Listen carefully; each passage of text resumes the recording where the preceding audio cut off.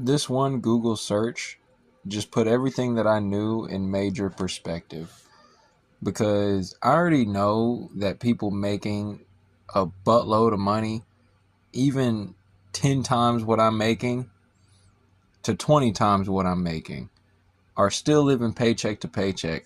But what I just realized when I looked up, because I want to own a restaurant one day, I want to be able to serve food and do all of that. So what I did is I just looked up, what does a company that sells food need to make sure that they make yearly to maintain their costs just to function? The answer was $500,000 to $1 million yearly. And that's for a small business. So if I was to have a restaurant, I need to make sure that I'm making at least $500,000 a year to $1 million. And what it ended up breaking down for me is the percentages of what goes to what. The owner's percentage didn't exceed 10%.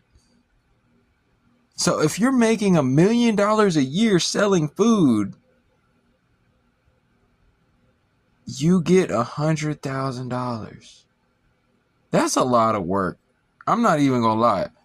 That respect that should be coming to that owner is not at all being shown.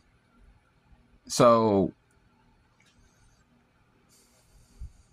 what path is the right path? If you can't even have multiple chains of fast food restaurants and be living good, what path is the right path? You can't really do anything. You know? I haven't seen anything where people ain't ending up living paycheck to paycheck. A lot of people are a victim of their own demise. I'm not going to sugarcoat nothing. Most everybody suffering, it's their own fault. But it just put things in perspective. If you can look at a business that sells food and they're open for 5 straight years,